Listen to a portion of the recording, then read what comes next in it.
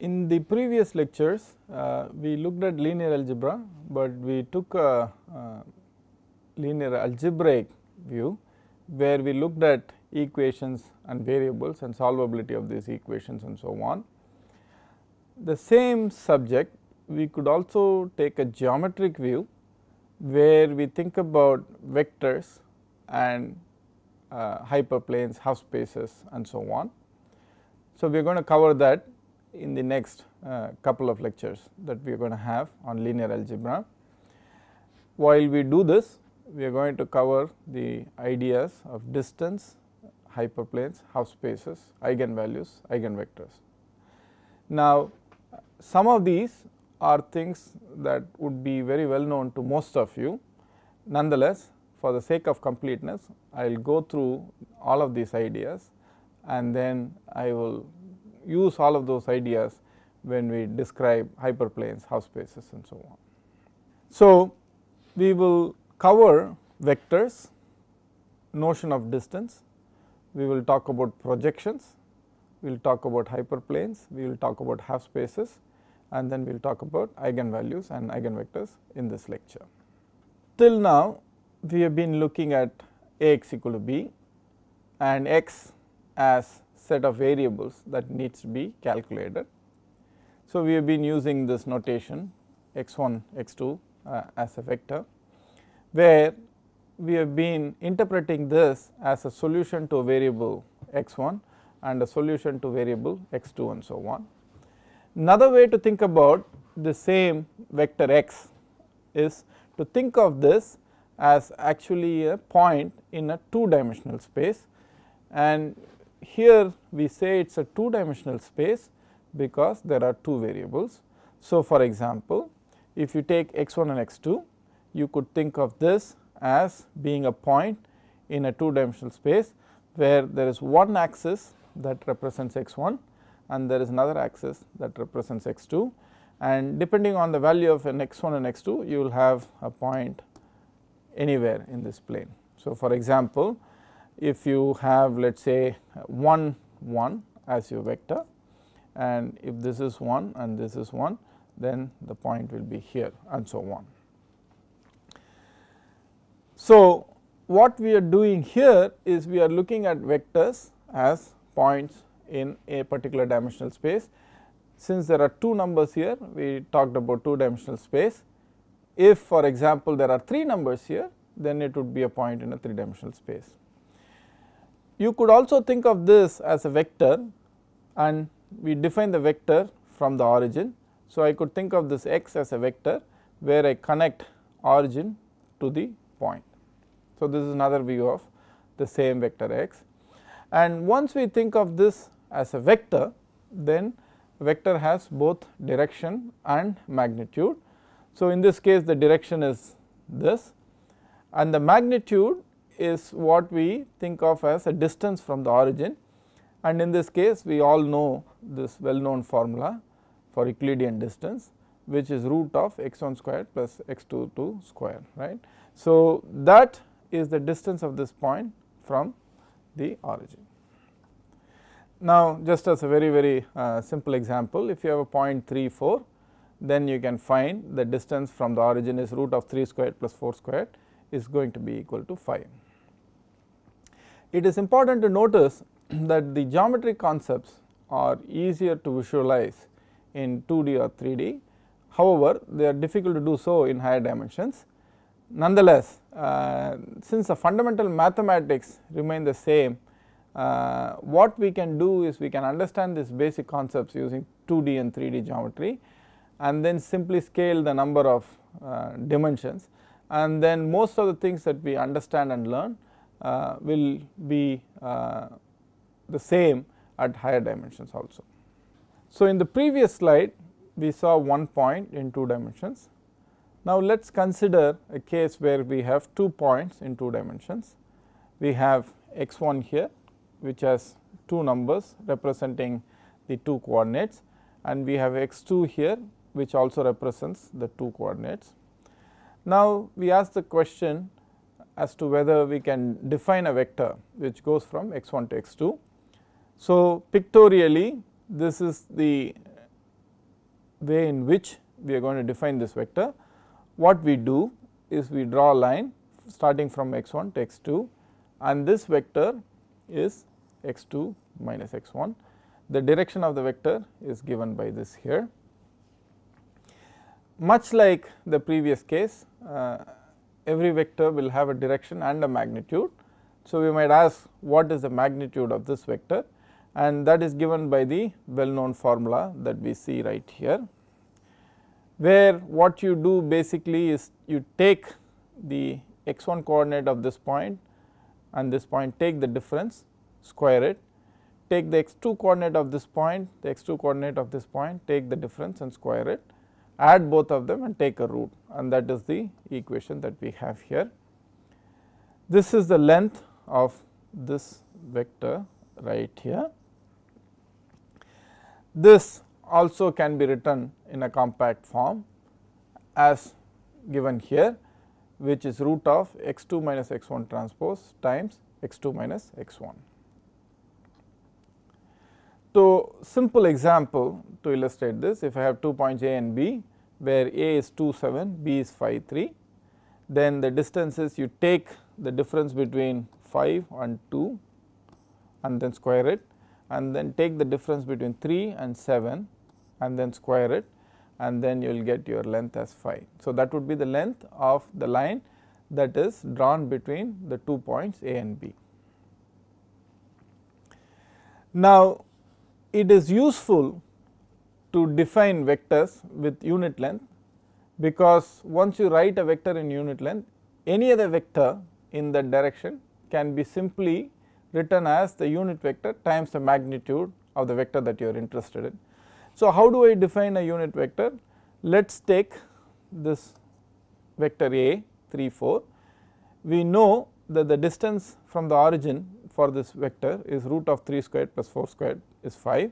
So, to define a unit vector, what you do is you take the vector and divide it by the magnitude of the vector. So, in this case it is 5. So, the unit vector becomes 3 by 5, 4 by 5. So, the interesting thing is that this unit vector is in the same direction as A, however, it has magnitude 1. So, I could write A itself as 5 times A. So, now what has happened is this is a unit vector and this A has magnitude 5, which is what we derived here. We introduce the next concept, which is important for us to understand many of the things that we are going to teach. If there are two vectors, we call these vectors are as orthogonal to each other when their dot product is 0. So, how do I define the dot product? So, if I take two vectors A and B, A dot B is simply sigma I equal to 1 to n ai bi. So, basically what you do is, if you have a 2 dimensional vector, then you take the 2 x coordinates, multiply them, and then you take the 2 y coordinates and multiply them and add both of them, you will get the dot product. This dot product, again much like the distance that we saw before, can also be written in a compact form as A transpose B. You can quite easily see that this and this will be the same. And if this dot product turns out to be 0, then we call these vectors A and B as being orthogonal to each other. So, let us take an example to understand this. Let us take two vectors in 3 dimensional space. Let us say I have one vector which is 1 minus 2 4, and I have the other vector which is 2 5 2, and if I take a dot product between these two, which is V1 transpose V2 or V2 transpose V1, both will be the same. I have V1 transpose which is 1 minus 2 4, and this is 2 5 2. This will be 1 times 2 minus 5 times 2 plus 4 times 2, you will see that goes to 0. So, we say that these two vectors are orthogonal to each other. Now, take the same two vectors which are orthogonal to each other, and you know that when I take a dot product between these two vectors, it is going to go to 0. If I also impose the condition that I want each of these vectors to have unit magnitude, then what I could possibly do is I could take this vector and then divide this vector by the magnitude of this vector. So, this is going to be root of 1 squared plus minus 2 whole squared plus 4 squared. Similarly, I can take this vector and divide this vector by the magnitude of the same vector, which is going to be root of 2 squared plus 5 squared plus 2 squared. Now these two are unit vectors because the magnitudes are the same, and these unit vectors also turn out to be orthogonal to each other. The orthogonal property is not going to be lost because these are scalar constants. So while you take V1 transpose V2 or V2 transpose V1, it will still turn out to be 0. So these vectors will still be orthogonal to each other. However, now individually they also have unit magnitude. Such vectors are called orthonormal vectors that we have defined here. Notice that all orthonormal vectors are orthogonal by definition. Now we are going to come to the next interesting concept that we would need in data science quite a bit, and I am going to explain this concept through very simple examples. These can also be very formally defined. What I am going to do is I am going to try and explain this in a very simple fashion so that you understand what these mean, and I also want to give a context in terms of why these are some things that we are interested in looking at from a data science viewpoint. So we are going to introduce the notion of basis vectors. So the idea here is the following: let us take R squared, which basically means that we are looking at vectors in 2 dimensions. So I could come up with many vectors, right. So there will be infinite number of vectors which will be in 2 dimensions. So this is like saying, if I take a 2-dimensional space, how many points can I get? So I can get infinite number of points. So which is what has been represented here. So I have put in some vectors, and then these dots represent that there are infinite number of such vectors in this space. Now we might be interested in understanding something more general than just saying that there are infinite number of vectors here. So what we are interested in is if we can represent all of these vectors using some basic elements, and then some combination of these basic elements is what we are interested in. Now let us consider 2 vectors, for example nu1 1 0 and nu2 0 1. Now if you take any vector that I have here, let us say take 2 1, I can write 2 1 as some linear combination of this vector plus this vector.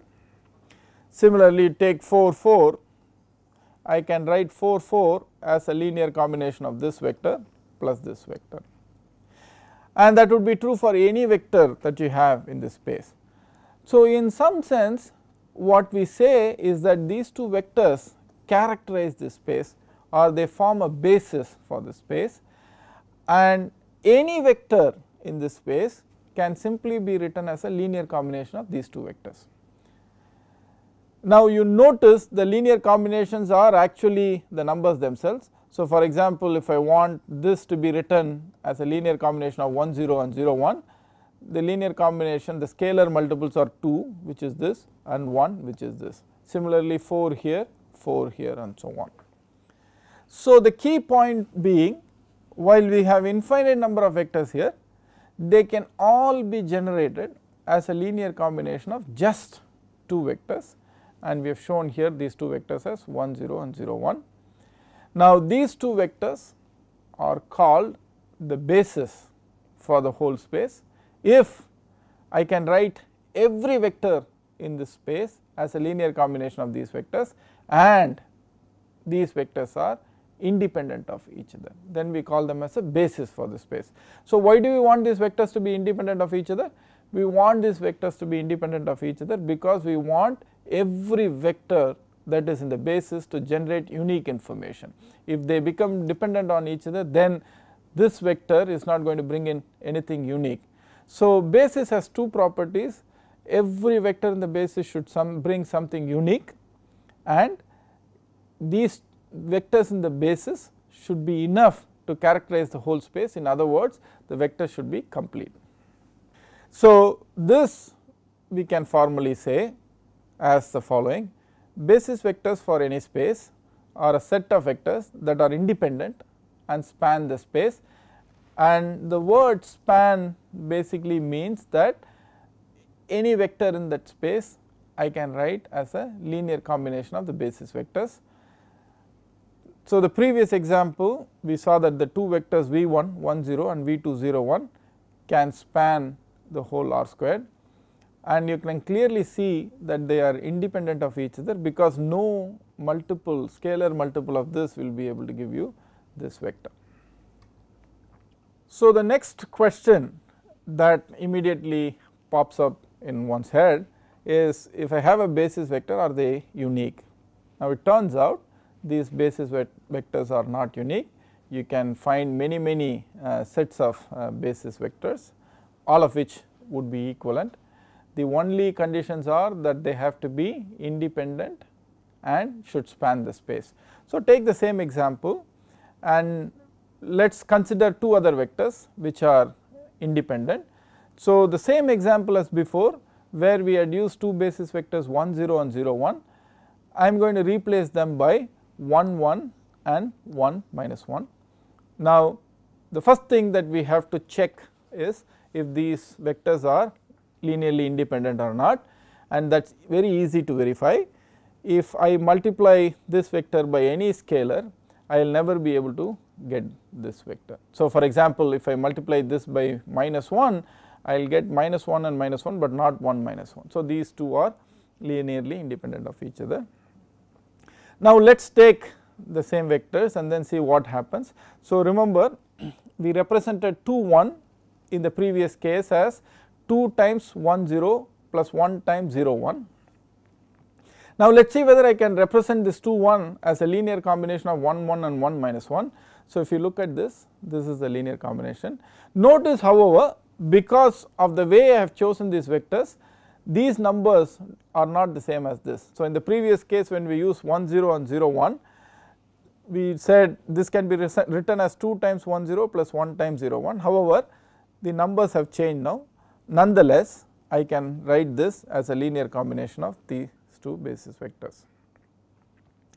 Let us take this 4 4 as an example. So, that can be written as an interesting linear combination, which is 4 times 1 1 plus 0 times 1 minus 1, right. So, that will give you 4 4. Similarly, 1 3 can be written as 2 times 1 1 plus minus 1 times 1 minus 1. So, this is another linear combination of the same basis vectors. So, the key point that I want to make here is that the basis vectors are not unique. There are many ways in which you can define the basis vectors. However, they all share the same property, that if I have a set of vectors which I call as a basis vector, those vectors have to be independent of each other and they should span the whole space. And whether you take 0 1 1 0 and call it a basis set, or you take 1 1 and 1 minus 1 and call it the basis set, both are all right, and you can see that in each case the vectors are independent of each other and they span the whole space. An interesting thing to note here though is that I cannot have two basis sets which have different number of vectors. What I mean here is, in the previous example, though the basis vectors were 1 0 and 0 1, there are only two vectors. Similarly, in this case the basis vectors are 1 1 and 1 minus 1.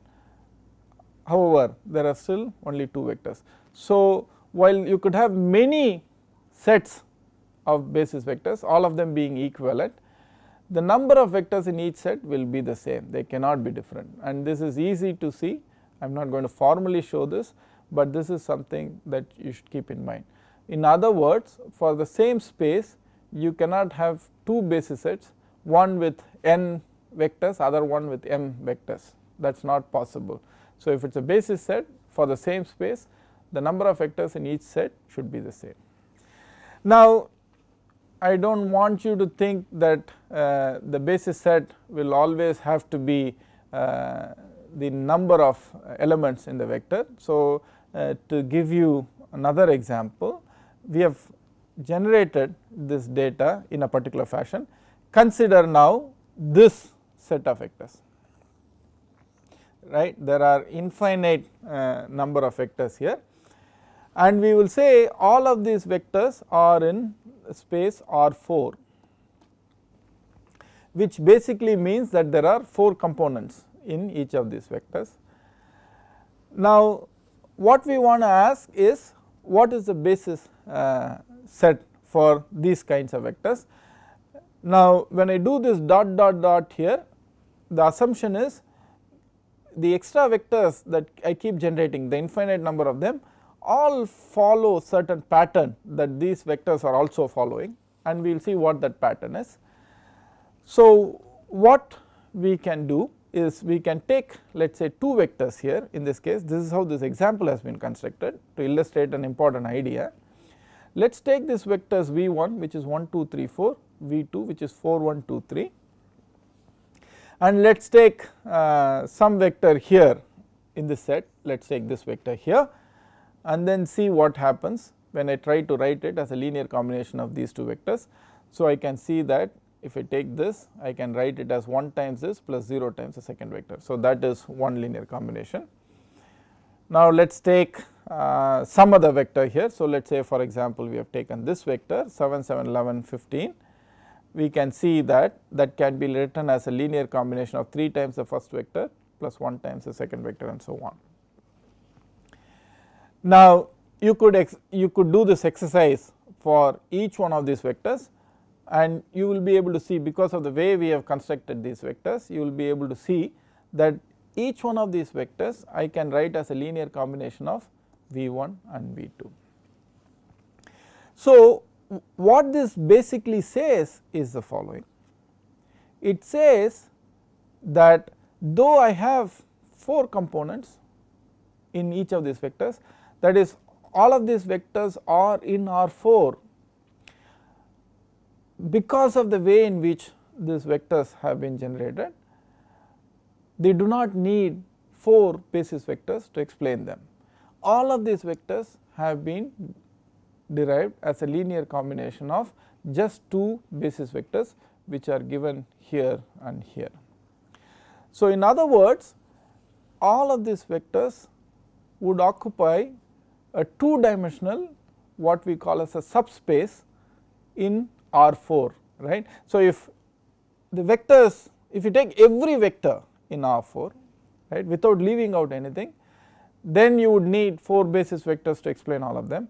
However, these vectors have been picked in such a way that they are only linear combination of these 2 vectors.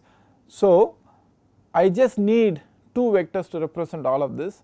So, I say that all of these vectors fall in a 2-dimensional subspace in R4. So, this is an important concept of subspace, which is very important for us from a data science viewpoint, and I am going to explain to you why we are interested in things like this from a data science viewpoint. Now, the next question that we might ask is the following. So, this is the same as the previous slide, except that I have removed the dot dot dot. So, the way to think about this, it's, let us say there is some data generation process which is generating vectors like this, and the dot dot dots that I have left out will also be generated in the same fashion, because those are also vectors that are being generated by the same data generation process. So, I have certain data generation process and I am generating samples from that, and I have done, let us say, 10 experiments. I have got these 10 samples, and the other dots will be similar. Now, what I want to know is, if you give me these vectors in R4, how many basis vectors do I need to represent them? In the previous slide, I had already shown you what the basis vectors are, and then shown how I could generate many linear combinations of just 2 in R4 to get a subspace. I am looking at an inverse problem here, where I do not know what are the vectors that are generating these samples. Nonetheless, I have got enough samples, let us say 10, and if I were to continue this experiment, and if it was the same data generation process, I might get 20 samples, 30 samples and so on. However, what I want to know is, with these 10 samples, how do I find the basis vectors? So, we are going to use concepts that we have learned before to do this. If we were to stack all of these vectors in a matrix like this, So, this is the first vector here, from here, second vector and so on, all the way up to the last vector. And I say, okay, I have so many vectors,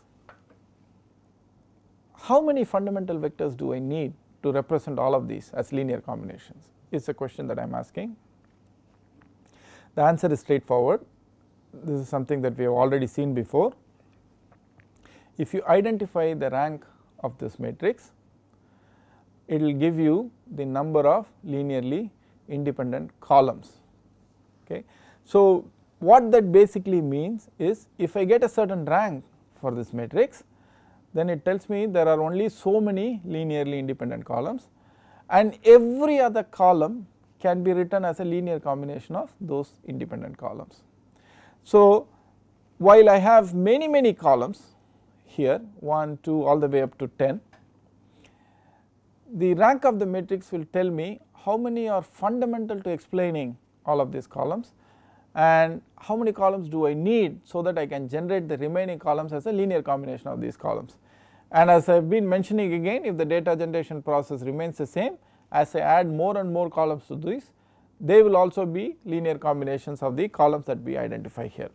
So, when we go ahead and try to find the rank of this matrix, the rank of the matrix will turn out to be 2, and it will turn out to be 2 because of the way we have generated this data. Now, if we had generated these vectors in such a way that they are a linear combination of 3 vectors, then the rank of the matrix would have been 3. If we had generated these vectors in such a manner that they are linear combinations of 4 linearly independent vectors, then the rank of the matrix would have been 4, but that would be the maximum rank of the matrix, because in R4 you would not need more than 4 linearly independent vectors to represent all the vectors. Right. So, the maximum rank can be 4, the rank could be 1, 2 or 3. If it is 1, then I have only one basis vector. If there are 2, there are 2 basis vectors, 3, there are 3 basis vectors and so on. In this case, since the rank of the matrix turns out to be 2, there are only 2 column vectors that I need to represent every column in this matrix. So, the basis set has size 2 is something that we have determined. The next question is, okay, the basis set is size 2, what are the actual vectors? What we can do is we can pick any 2 linearly independent columns here, and then those could be the basis vectors. So, for example, I could choose this and say this is the basis vector for all of these columns, or I could choose this and this and this, or this and so on. So, I can choose any 2 columns as long as they are linearly independent of each other, and this is something that we know from what we have learned before, because we already know that the basis vectors need not be unique. So, I pick any 2 linearly independent columns that represents this data. Now, let me take a minute to explain why this is important from a data science viewpoint. I will just show you some numbers. Supposing I have, let us say 200 such samples, and I want to store these 200 samples.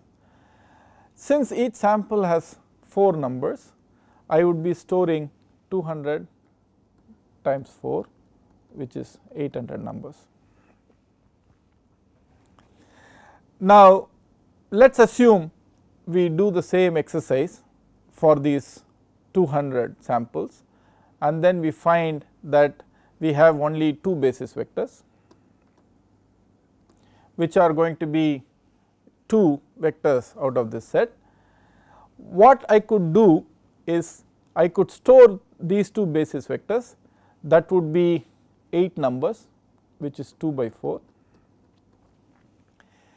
and for the remaining 198 samples, instead of storing all the samples and all the numbers in each of these samples, what I could do is for each sample I could just store 2 numbers, right. So, for example, if you take this sample, instead of storing all the 4 numbers, I could just store 2 numbers, which are the linear combinations that I am going to use to construct this. So, for example, since I have two basis vectors here, there is going to be some number alpha 1 times the basis vector plus alpha 2 times the second basis vector, which will give me this sample, right. So, instead of storing these 4 numbers, I could simply store these 2 constants, and since I already have stored the basis vectors, whenever I want to reconstruct this, I can simply take the first constant and multiply V1 plus the second constant multiply V2 and I will get this number.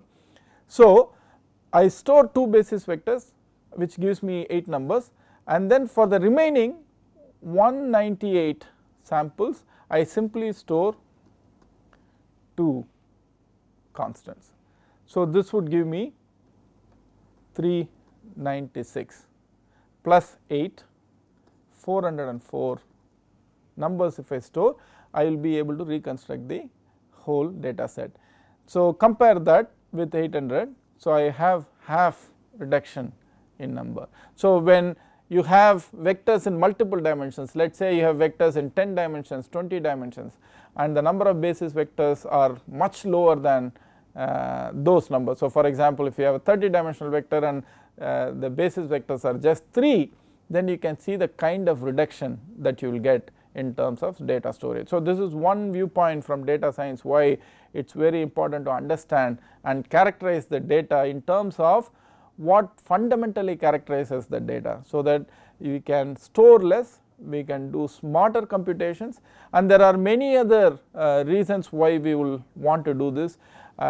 You can identify this basis to identify a model between this data, you can identify a basis to do noise reduction in the data and so on.